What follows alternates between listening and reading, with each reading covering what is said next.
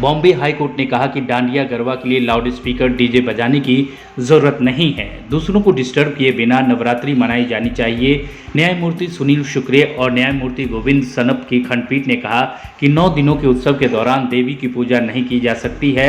यदि भक्त को परेशान होती है तो भक्त स्वयं दूसरे को परेशान करता है।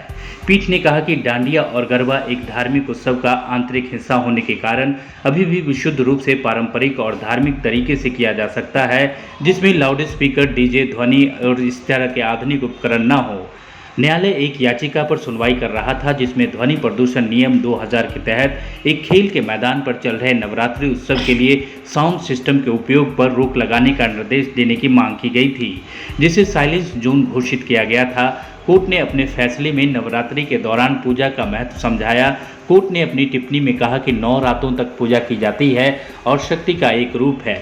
शक्ति की देवी की पूजा तभी प्रभावी होती है जब वह बिना किसी हिचकिचाहट के हमारे आसपास के वातावरण से आने वाले मन की अशांति के बिना की जाती है, जिससे दूसरों को कोई परेशानी न हो।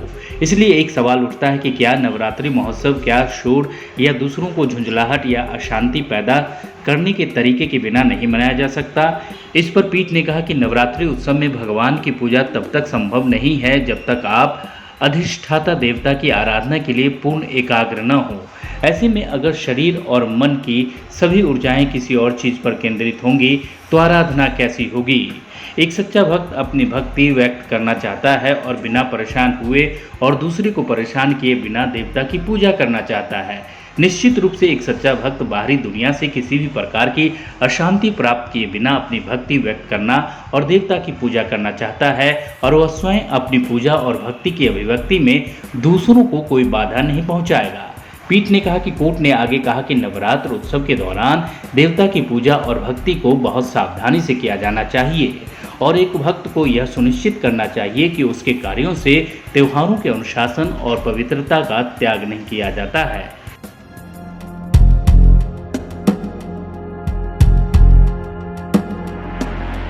CEN न्यूज देश प्रदेश की ताजा तरीन खबरों के लिए CEN न्यूज को सब्सक्राइब करें और रहें पल पल की खबर से हर पल बाखबर।